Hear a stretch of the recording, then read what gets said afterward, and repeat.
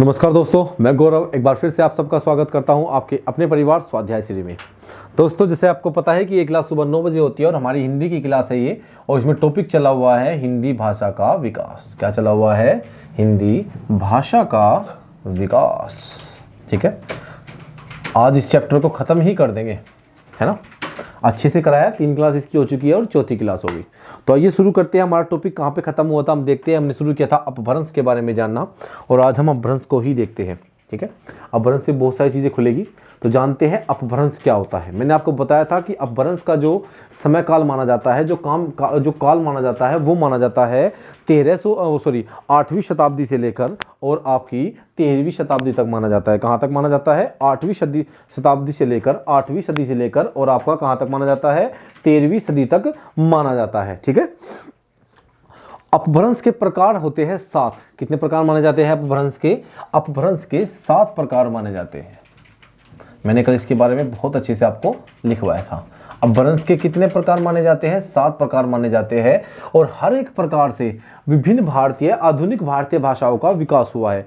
अपभ्रंश के 7 प्रकार है। कितने? 7। और हर एक प्रकार से, मान लो ये 7 प्रकार हो गए, तो अपभ्रंश के आगे डैश डैश डैश हर एक प्रकार से किसी न किसी आधुनिक भारतीय भाषा का विकास हुआ है। ठीक है, कोई ना कोई आधुनिक भारतीय भाषा का जन्म हुआ है, कोई ना कोई आधुनिक भारतीय भाषा बनी है। किससे? आपके अपभ्रंश से। ठीक है, अब अपभ्रंश की संख्या देखते हैं हम, हमारे लिए इंपोर्टेंट जो है हम वो देखते हैं। अपभ्रंश की संख्या देखते हैं। नंबर 1 पर लिखिए अपभ्रंश, यहां पर लिखिए अपभ्रंश।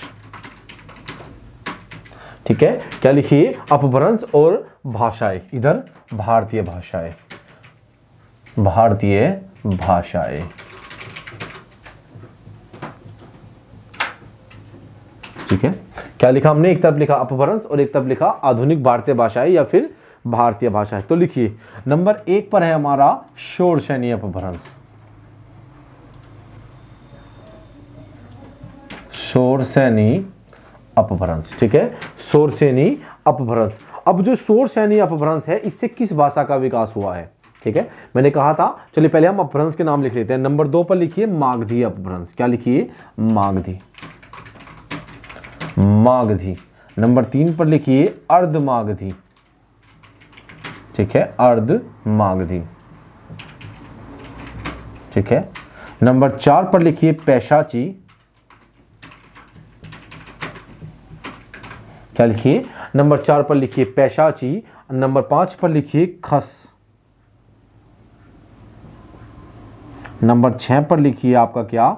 पैशाची हो गया, खस हो गया, ब्रांचड। क्या लिखिए? ब्रांचड। ठीक है, और नंबर 7 पर लिखिए आपका क्या? मराठी। क्या लिखिए? आपका मराठी।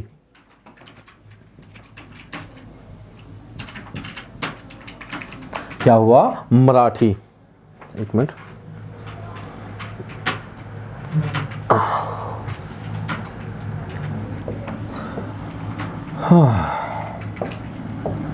नंबर 6 पर क्या था आपका? ब्रांचड। और नंबर 7 पर क्या था? मराठी। मराठी या महाराष्ट्री, क्या बोलते हैं? महाराष्ट्री। ठीक है, एक ही बात है, आप लोग समझ सकते हो। अब हम देखते हैं शोरशैनी अपभ्रंश, मागधी अपभ्रंश, अर्धमागधी, पैशाची, खश, ब्रांचड और मराठी या महाराष्ट्री अपभ्रंश, इनसे किस किस भाषा का विकास हुआ है? तो शोरशैनी अपभ्रंश से देखते हैं आपका पश्चिमी हिंदी का। किसका?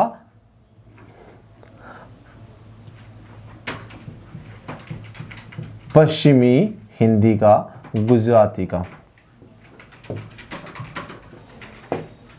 गुजराती, राजस्थानी।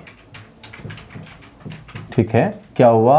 आपका पश्चिमी हिंदी, गुजराती, राजस्थानी। आपका किसका? पश्चिमी हिंदी, गुजराती, राजस्थानी का विकास हुआ। किससे? आपका शोरशैनी अपभ्रंश से। किसका? पश्चिमी हिंदी का, राजस्थानी हिंदी का, गुजराती का। किसका? इन तीनों भाषाओं का विकास किस अपभ्रंश से हुआ है? शोरशैनी अपभ्रंश से हुआ है। मागधी अपभ्रंश से अगर बात करूं तो बिहारी, बंगला, उड़िया, असमिया। लिखिए बिहारी,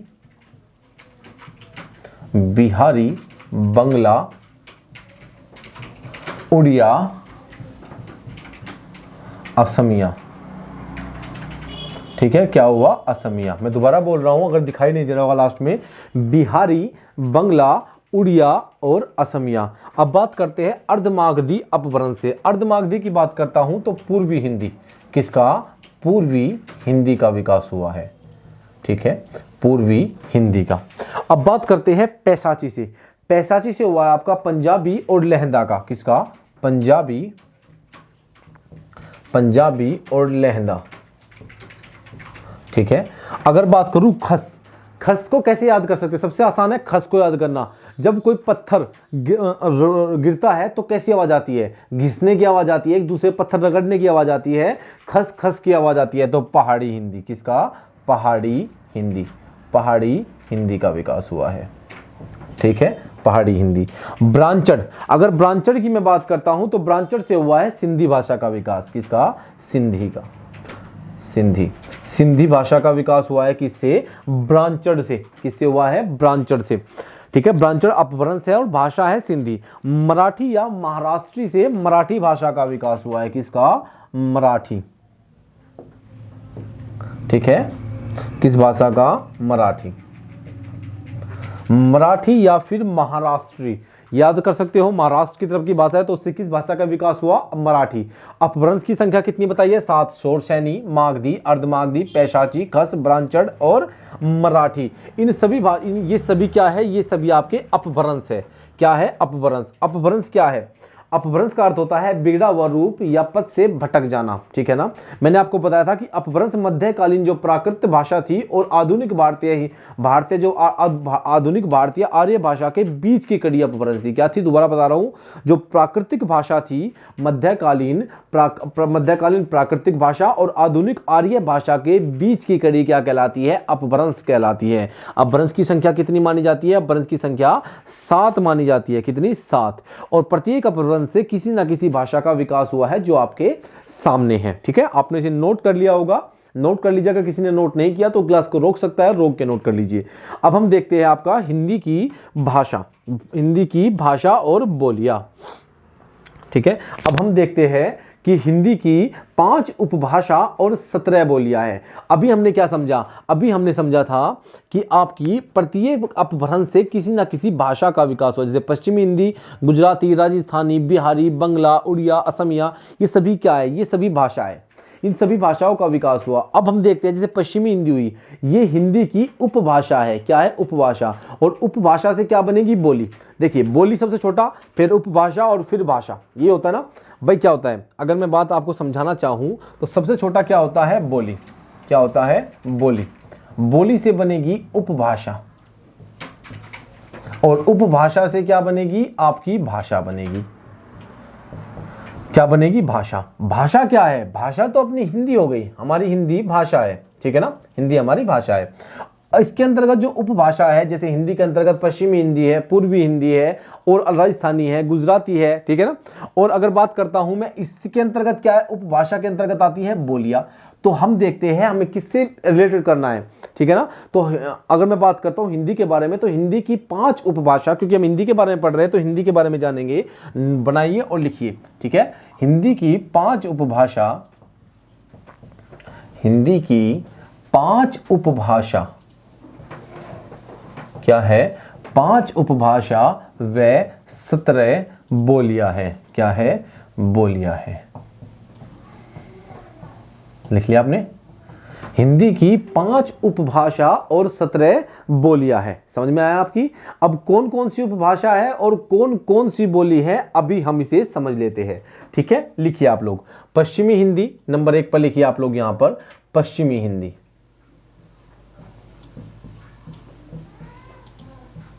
पश्चिमी हिंदी ये क्या है? नहीं, आपको और अच्छे से मैं समझाने की कोशिश करता हूं। ये क्या है? मैं लिख देता हूं यहां पर। क्या है? उपभाषा। इसे पे रह देते। आपको ये बात समझ में आ गई ना? ये क्या है? ये आपको समझ में आ गया ना? नेक्स्ट पेज लूंगा। हिंदी की 5 उपभाषा और 17 बोलियां है। अब मैं नेक्स्ट पेज लेता हूं ताकि आपको कोशिश करूं इस पेज पे सब कुछ करा दूं। अब लिखिए, देखिए हिंदी की 5 उपभाषा कौन कौन सी है। देखिए यहां पर लिखते हैं हम पहले उपभाषा। उपभाषा। और यहां पर क्या लिखते हैं? बोलियां। ठीक है, पेज की कोई कमी नहीं है, आराम से पेज लेंगे। ठीक है, ये क्या हो गया, उपभाषा हुआ, और ये क्या हुआ, ये आपका बोलिया हुआ। ठीक है, अब हम लिखते हैं उपभाषा में नंबर 1 पर लिखते हैं आपका पश्चिमी हिंदी। क्या लिखते हैं, पश्चिमी हिंदी लिख दिया हमने, पश्चिमी हिंदी। अब पश्चिमी हिंदी उपभाषा है, और उपभाषा के अंदर क्या आती है, बोलियां आती है। उपभाषा के अंतर्गत क्या आती है, बोलियां। तो पश्चिमी हिंदी की कितनी बोलियां है, तो पश्चिमी हिंदी की आपकी 5 बोलियां है। कितनी है, 5। लिख लीजिए, मैं ट्रिक बता रहा हूं, लिख लीजिएगा, के बी, कब कब है, कब कब है। लिखिए, कन्नौजी,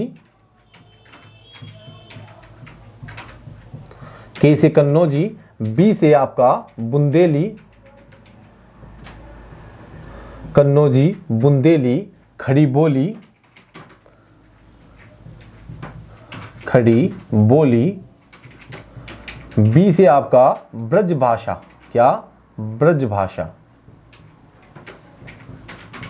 और एच से क्या बना आपका हरियाणवी।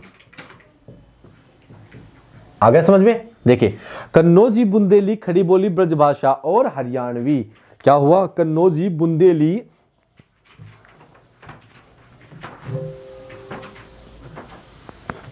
भाई मैं चाहता हूं आपको बहुत अच्छे से समझ में आ जाए। जितने भी मुझसे पढ़ते हैं, जो भी पढ़ना पसंद करते हैं, मैं चाहता हूं कि उनको बिल्कुल क्लियर हो जाए। ठीक है, कहीं और ना जाना पड़े, किसी किताब का सहारा ना लेना पड़े। तो अब मैं लिखवाता हूं आपको, लिखिए, देखिए, कन्नौजी, कन्नौजी, बुंदेली, कन्नौजी, बुंदेली, खड़ी बोली,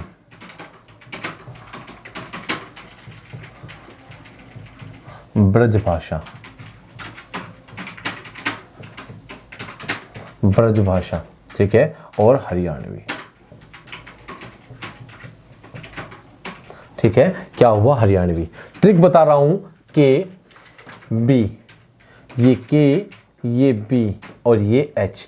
ट्रिक है, यहां पे लिख देता हूं, कब कब है। क्या है, कब कब है। कन्नौजी, बुंदेली, कन्नौजी, बुंदेली, खड़ी बोली, ब्रज भाषा, हरियाणवी। क्या है, हरियाणवी। अगर हरियाणवी की बात करूं तो इसे बागरू भी कहा जाता है। क्या कहा जाता है, बागरू, बांगरू। ठीक है, खड़ी बोली को कोरवी भी कहा जाता है। क्या कहा जाता है, कोरवी। खड़ी बोली को कोरवी भी कहा जाता है। आ गया समझ में भाई। कन्नौजी, बुंदेली, खड़ी बोली, ब्रज भाषा, हरियाणवी। ठीक है, आपकी कितनी हो गई, 5 हो गई पश्चिमी हिंदी के अंतर्गत बोलियां। अब बात करते हैं आपका पूर्वी हिंदी की। क्या, पूर्वी हिंदी की बात कर लेते हैं। पूर्वी हिंदी, पूर्वी हिंदी की कितनी है, पूर्वी हिंदी की आपकी 3 है। नंबर ए पर लिखिए आपका, ए, बी और सी। देखिए, ए से क्या बनेगा, अवधि, अवधि,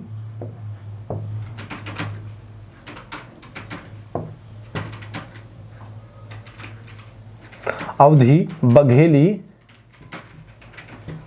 और छत्तीसगढ़ी।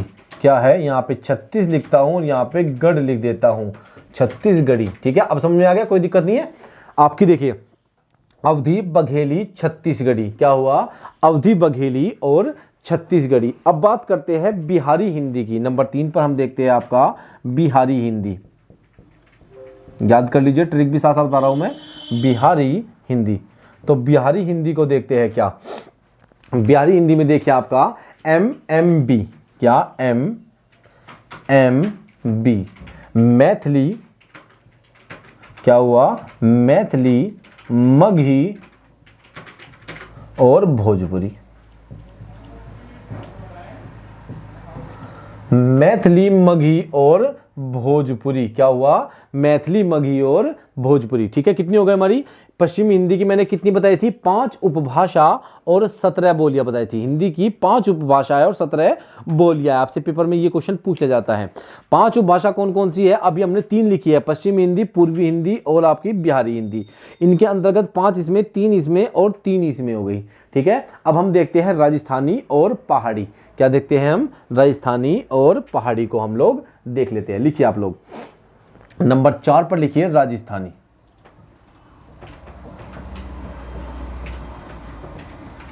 राजस्थानी, ठीक है, राजस्थानी में लिखिए। ट्रिक बता रहा हूं, ट्रिक से याद कर लीजिएगा। ये मैंने बनाया, यहां पे लिखिए जय मार, जय मार मेवा माल। ट्रिक बता दी मैंने आपको, तो आपकी याद भी हो जानी चाहिए। जय मार मेवा माल, जैसे हमारा होता है ये क्या, पूर्व पश्चिम उत्तर दक्षिण। तो पूर्व को क्या कहा मैंने पूर्व को कहा है जय मार, जय पूर्व को जय बताया है, पश्चिम को मार और मेवा और माल। कोई जय नाम का लड़का है, उसे मैंने कहा जय मार मेवा और माल, मेवा और माल को उठा के लिया, है ना। ऐसे कहते हैं ना कि जय जा मार और मेवा और माल को उठा के लिया, ये होता है ना। याद करने की ट्रिक है, कोई मारपीट मत करना, ठीक है, मैं इसका समर्थन नहीं करता। अब जय से बनेगा जयपुरी, क्या बनेगा, जय से बनेगा जयपुरी। मार से बनेगा मारवाड़ी, क्या बना, मारवाड़ी। मेवा मेवाती बना, क्या, मेवाती। और माल, जय मार मेवा और मार, मालवी बना, क्या बना, मालवी, क्या बना, मालवी। अब आ गया समझ में। ये आपकी बोलिया है, क्या है आपकी, ये आपकी बोलिया है। जय मार मेवा और माल, ठीक है, जय मार मेवा और माल से याद रखना, जयपुरी, मारवाड़ी, मेवाती और मालवी। अगर बात करूं, जयपुरी को ढूंढानी भी कहा जाता है, क्या कहा जाता है, ढूंढानी। जयपुरी को ढूंढानी भी कहा जाता है, ठीक है, पेपर में आ जाता है ये कि इसे ढूंढानी, कि ढूंढानी किस भाषा की, किस उपभाषा की बोली है, तो किसकी है, ढूंढानी, क्या है, ढूंढानी, ठीक है। मालवी को बागड़ी भी कहा जाता है, क्या कहा जाता है, बागड़ी।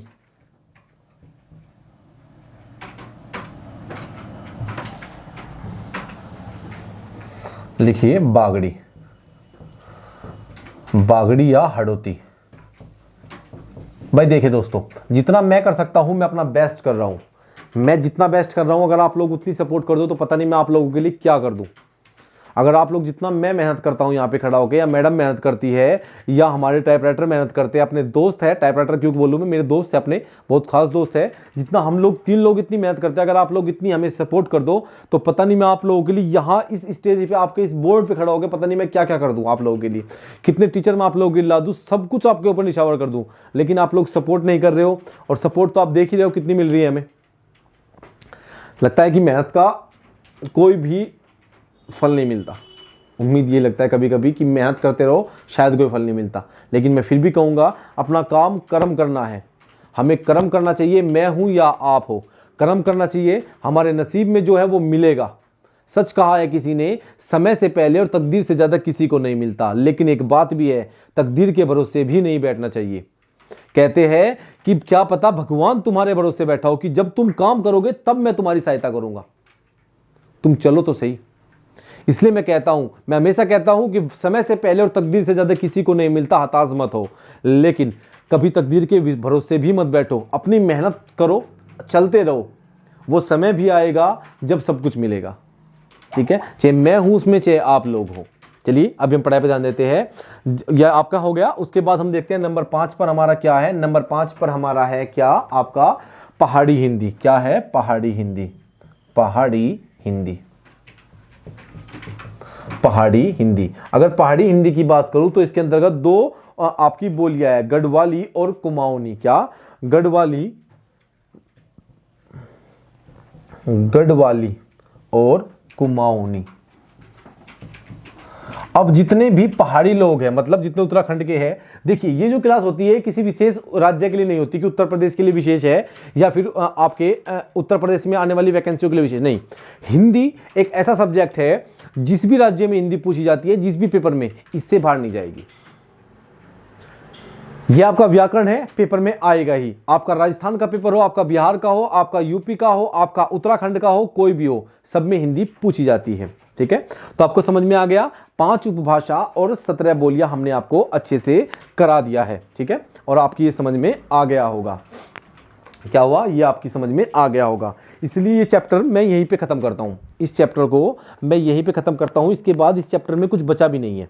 अगर मैं आपको एक्स्ट्रा कुछ कराऊं तो इसमें कुछ ऐसा कुछ खास बचा भी नहीं है। कुछ बोलियों के नाम है, अगर मैं आप लोग कहोगे तो मैं आपको वो PDF दे दूंगा, उसके लिए आपको टेलीग्राम को ज्वाइन करना होगा, टेलीग्राम पर जाना होगा, मैसेज करना होगा टेलीग्राम पर जाकर, यहाँ पे वीडियो के नीचे कमेंट करना होगा। तो मैं आपको जो बोलियां है, मान लो अगर मैं बात करता हूँ, क्योंकि यूपी की ही, यूपी जितनी भी है बोली जाए, कन्नौजी के अंतर्गत जितनी भी आती है, कन्नौजी कहाँ कहाँ बोली जाती है, मैं वो क्षेत्र सब कुछ आपको लिखवा के PDF बना के दे दूंगा। लेकिन वो आप कमेंट करोगे जब, क्योंकि बोर्ड पे अगर मैं लिखने लगूंगा तो बहुत टाइम लग जाएगा, 2 दिन तो मुझे उसमें ही लग जाएंगे, और मैं नहीं चाहता कि वहाँ टाइम वेस्ट हो, ठीक है। इसलिए वो आपको अगर चाहिए तो मुझे कमेंट कर देना, मैंने ये पूरा कर दिया है। अब मैं आपको कुछ एक्स्ट्रा बताना चाहता हूँ, वो आप लोग समझ लीजिए, हमारे पास टाइम भी है और समझने का मौका भी है। समझिए, 1 मिनट मुझे टाइम दीजिए, बस 1 मिनट का।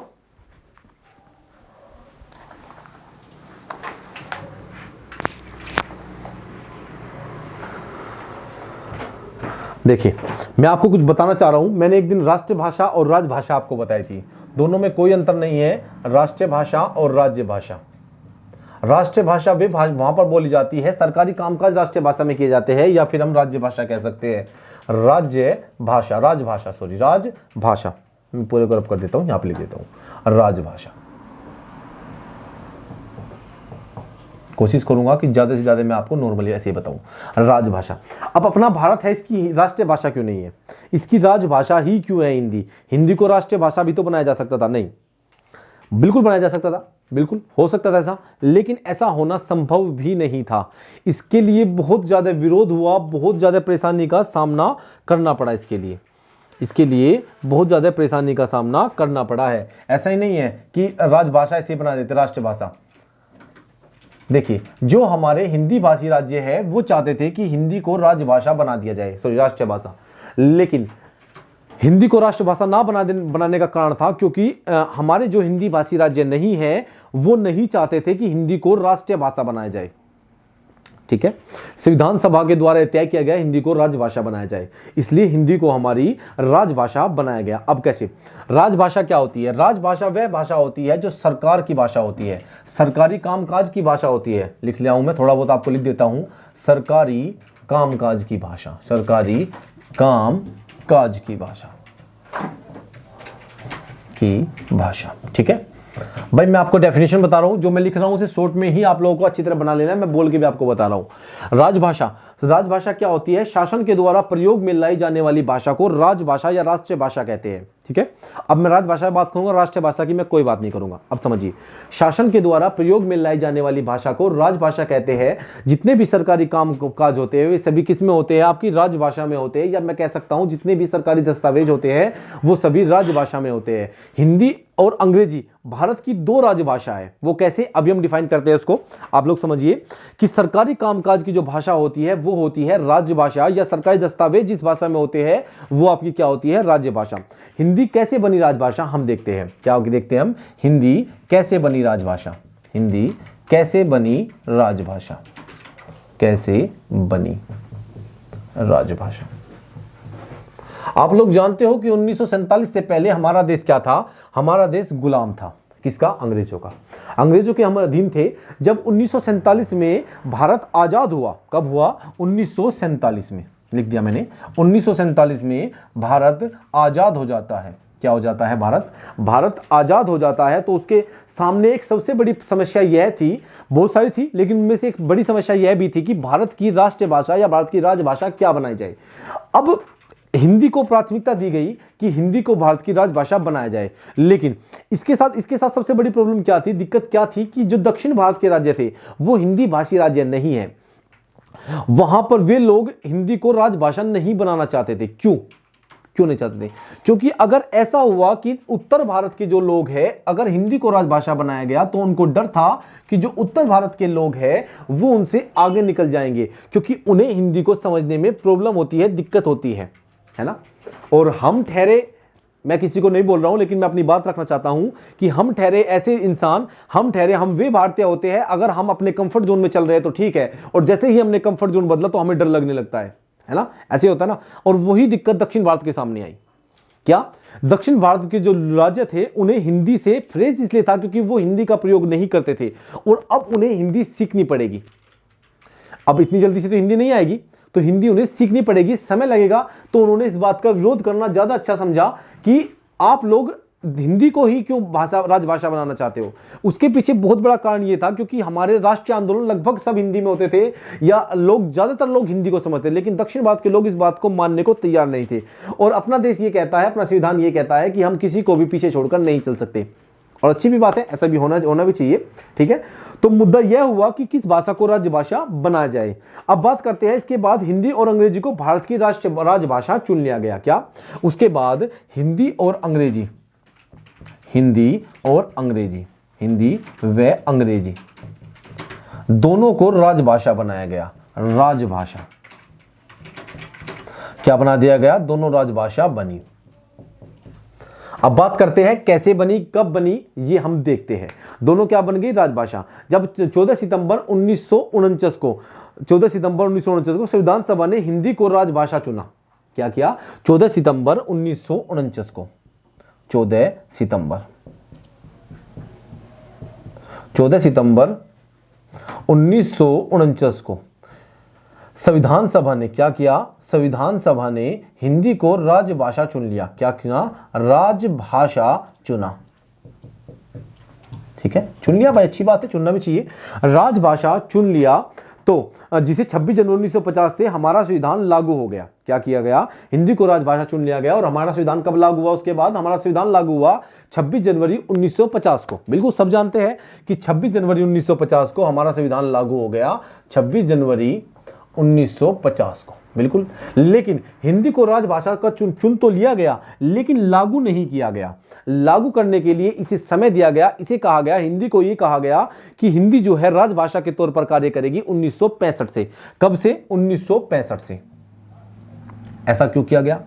1965 से। कहां? 1949 और 1950, 60 और 65, पूरे 15 साल लग जाते हैं, क्योंकि 26 जनवरी 1950 को हमारा संविधान लागू हो गया था। उसके बाद यह तय किया गया कि 1965 में हिंदी को राजभाषा बनाया जाएगा, काम हिंदी राजभाषा के रूप में कार्य करेगी। लेकिन क्यों?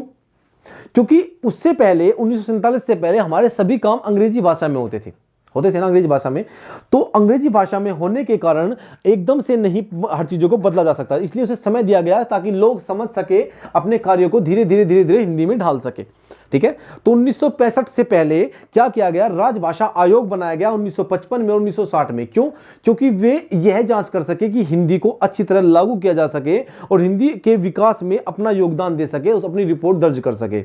लेकिन दक्षिण भारत के लोग यह नहीं चाहते थे कि हिंदी को राज्य भाषा बनाया जाए। उन्होंने विरोध कर दिया, और विरोध इतना जोरों से हुआ, इतना भयंकर विरोध हुआ कि बहुत हद तक। इसके लिए क्या किया गया? जो 1965 में जो हिंदी को राजभाषा बनाया जाना था अंग्रेजी के स्थान पर, तो 1963 में क्या किया गया? राजभाषा कानून पारित किया गया, जिसके द्वारा यह तय किया गया कि हिंदी के साथ साथ 1965 में जो अंग्रेजी खत्म होनी थी वो राजभाषा के तौर पर तब तक कार्य करेगी जब तक गैर हिंदी भाषी राज्य नहीं चाहते। इसका कारण क्या था? कारण इसका यह था क्योंकि दक्षिण भारत में, विशेषकर तमिलनाडु में बहुत जोरों से विरोध हुआ और छात्रों ने आत्मदाह तक कर लिया। तो लोगों को शांत करने के लिए, हिंदी भाषी राज्य को थोड़ा संतुष्ट करने के लिए क्या किया कि हिंदी के साथ साथ, क्योंकि वो राज्य अंग्रेजी को बोल भी सकते हैं और समझ भी सकते हैं, ठीक है, तो इसलिए क्या किया उन्होंने ये किया कि हिंदी के साथ साथ अंग्रेजी को भी राजभाषा का दर्जा दे दिया। कब तक के लिए? जब तक आपके गैर हिंदी भाषी राज्य नहीं चाहते कि बस हिंदी ही हमारी राज्य भाषा रहे, तब तक के लिए। और ऐसा कभी नहीं होगा, इसलिए हमारी राज्य भाषा हिंदी भी है और अंग्रेजी भी है। ठीक है, 1963 में मैंने बताया राजभाषा कानून पारित किया गया, इसके द्वारा तय किया गया कि हिंदी के साथ अंग्रेजी भी हमारी राष्ट्रीय भाषा, राज्य भाषा रहेगी। आपकी समझ में आ गया ये सब कुछ? ठीक है, और हमारी हिंदी कब लागू हुई थी? 14 सितंबर 1949 को राज्यसभा के द्वारा हिंदी को राज्य भाषा का दर्जा दे दिया गया था। 14 सितंबर 1949 को दे दिया गया था, जिसके द्वारा जी थोड़ी सी बातें मैं कल कराऊं क्योंकि टाइम खत्म हो गया है। आप लोग मैं बताता हूं, सुबह 6 बजे मैडम क्लास लेती है। हमारे चैप्टर पहले तो यहीं पे खत्म हो गया है, इसके बाद हम नेक्स्ट चैप्टर शुरू करेंगे। मैडम सुबह 6 बजे करंट अफेयर क्लास लेती है, जो रोज आपको लेनी है, डेली आपको जाना है और क्लास लेनी है। आपकी सपोर्ट चाहिए। जितनी मेहनत से हम आपको पढ़ाते हैं, आपको बताते हैं, आपको समझाते हैं, अगर उसका आप कुछ % भी हमें दोगे तो हम पता नहीं आपके लिए क्या कर देंगे। बस आपकी सपोर्ट की आवश्यकता है दोस्तों। और आप हमें फॉलो कर सकते हैं इंस्टाग्राम पर, ट्विटर पर, फेसबुक पर। अगर आपको कोई PDF चाहिए तो आप लोग हमें ऑफलाइन कमेंट करिए, वीडियो के नीचे ही आप लोग कमेंट कर सकते हो। आप लोग कमेंट करिए, हम आपको PDF भी प्रोवाइड करा देंगे, ठीक है। और दोस्तों बस उम्मीद करते हैं कि आप लोग सपोर्ट करोगे। कल से हमारा नया चैप्टर शुरू होगा, ये यहीं पे पूरा हो जाता है। 4 क्लास हमने इसकी लिया। अगर किसी की क्लास छूट गई है तो प्लेलिस्ट में जाइए और चारों क्लास देख लीजिए। तो आज के लिए इतना ही रखेंगे दोस्तों। आप लोगों का बहुत बहुत धन्यवाद।